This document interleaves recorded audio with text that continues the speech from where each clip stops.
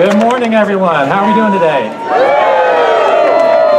Well, I'm David Cromwell, Park President for Busch Gardens Williamsburg and Water Country USA.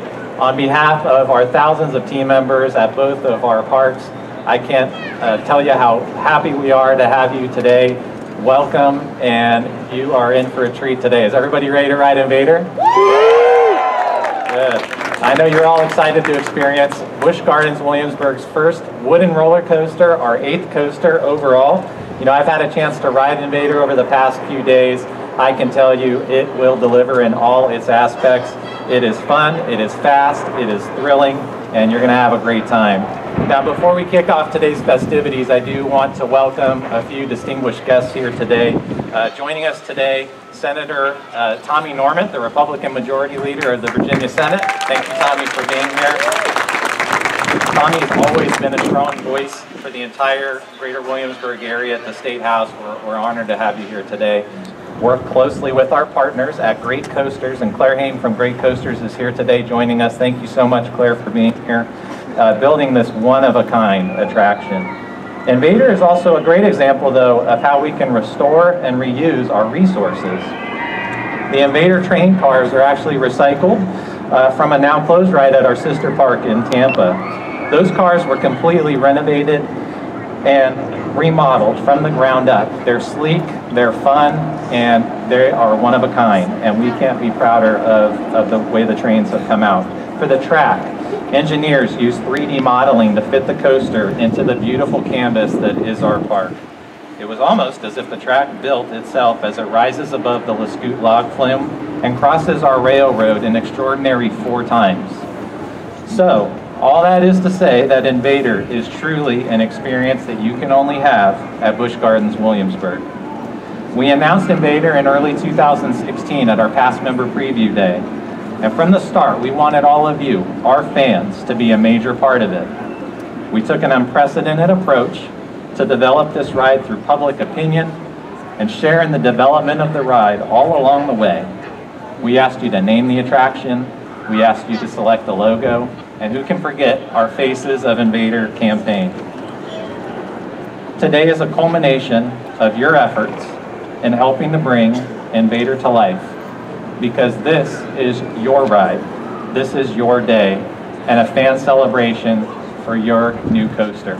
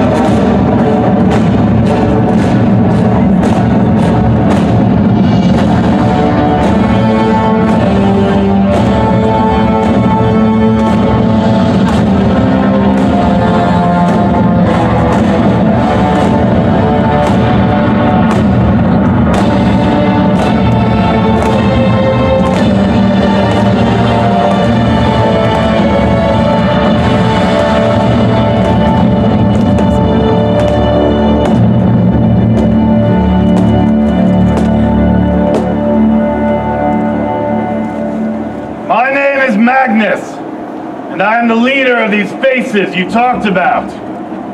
So thank you for that introduction, David, California.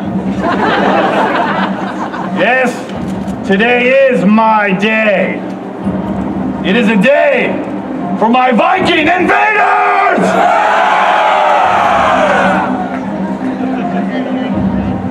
I have assembled the mightiest army in our country to lead this invasion. Today, we will lead this battle across the nine hills, down that 74-foot drop, and cause chaos for all those who would seek to spoil our good time. Today is a day for the brave, for the bold. Today is a day for the Vikings!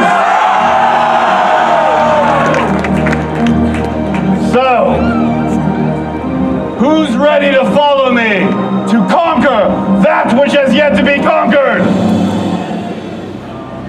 Who wants to be a Viking? Woo! I said, who wants to be a Viking? Onward to battle, to victory! It is time to ride InvadR!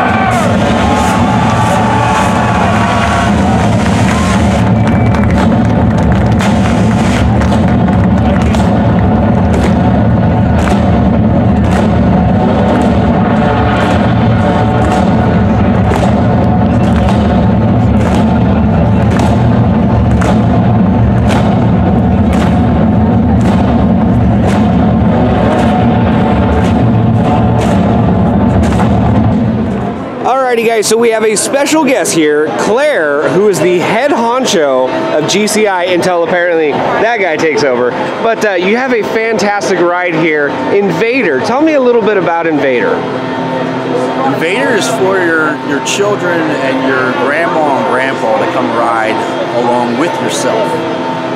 Now, what would you say is one of your favorite parts of the entire attraction? The entire ride. The whole thing? As far as riding it? Yeah.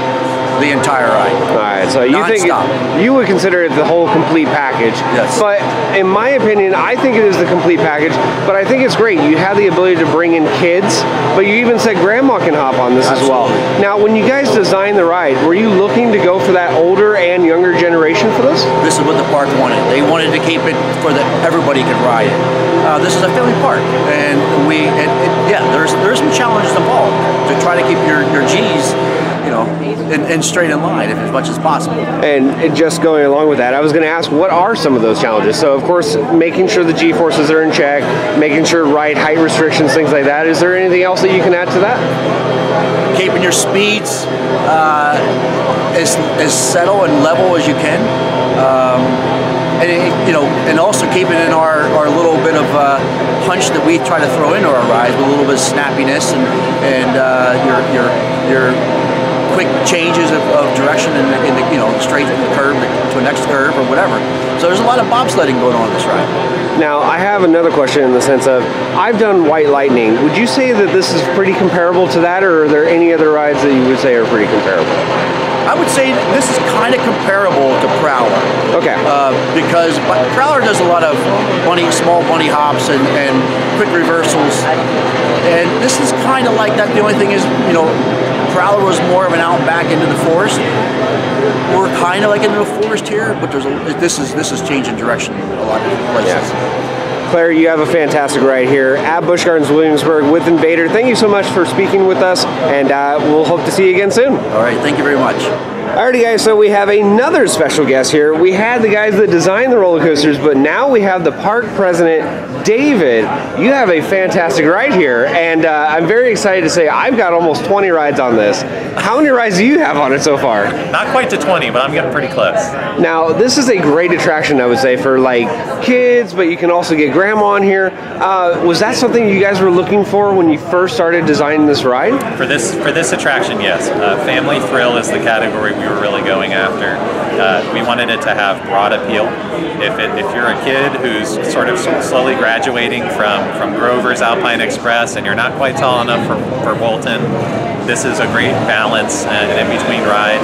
But it also, as you know from riding 20 times, it packs a lot of punch. Yeah. And if you're a big kid and you like coasters and you like speed, airtime, and the exhilaration of a wood coaster, we have that as well. So it's very broad in its appeal. Now, of course, you guys are always looking for the 1% increase in attendance and everything else like that for these rides. With InvadR, do you guys think that you're going to go above that 1% when it comes to your attendance increase? Well, I think it's not only the ride. You know, we have a strong event lineup throughout the year, starting with spring in our kids concerts, and then we've added a food and wine weekend, so we're at 6 weekends now. We have summer concerts on Saturdays in the Royal Palace Theater, Britmania, All for One, Palace Green, Christmas Town. So InvadR helps complete the package, but it's probably the most action-packed year we've ever had at Busch Gardens. Yeah, David, I think you got a real winner here, so thank you so much for speaking with our guests, and we hope to see you again soon. Thank you. Alrighty guys, so we have Susie here, who is the Director of Design and Engineering, correct? Correct. Here at Busch Gardens Williamsburg, and this little beauty is yours. InvadR was a fantastic ride. Tell me a little bit about InvadR in your own perspective. Okay, well, we love it.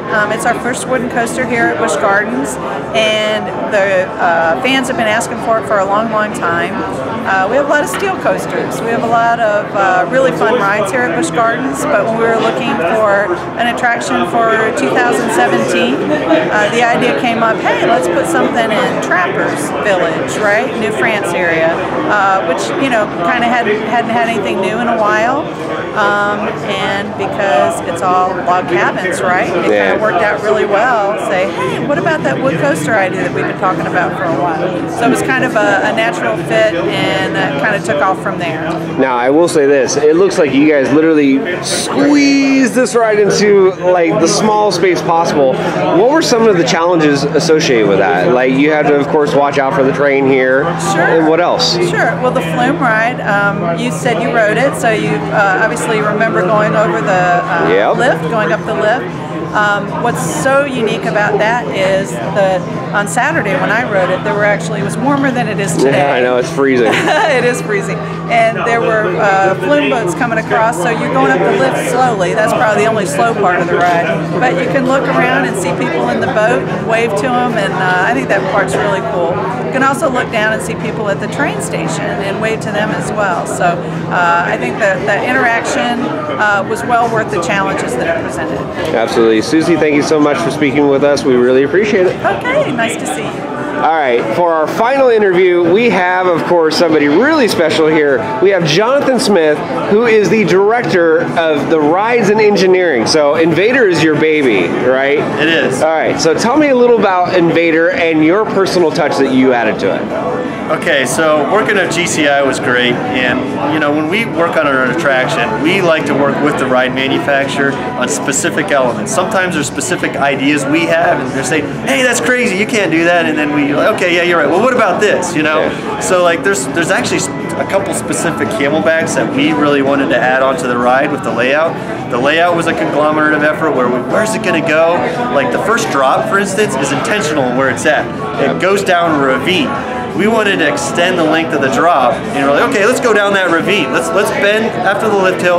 Let's bend at a turning radius and send it that way, so we get a longer drop. And then there was a maintenance road in the way. You're like, what do we do with the maintenance road?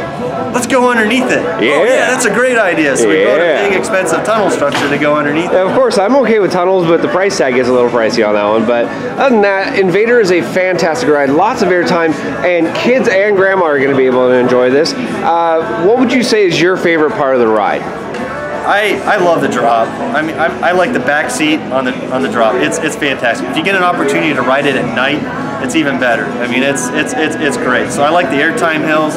I love the fact that the ride interacts with the log flume.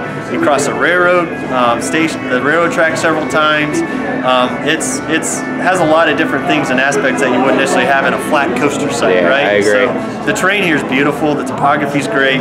So it makes challenges that are kind of fun to kind of figure out. Now, I believe the train was actually reused. Is that correct, from Gwazi? That's correct. Yes. The Gwazi trains were likely used for several seasons, and we made the decision that it and we worked with GCI on that decision that they could be reused on this particular attraction.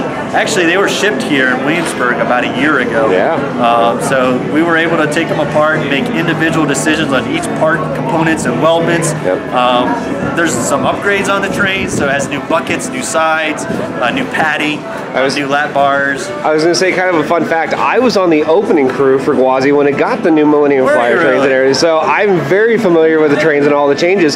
Speaking of those trains, there's one thing that I noticed that is not on there, and that is a seatbelt. Is there a reason why you guys didn't include a seatbelt as opposed to other GCIs? Well, we worked with GCI on that decision. As some of you may know, a seatbelt is not considered a restraint.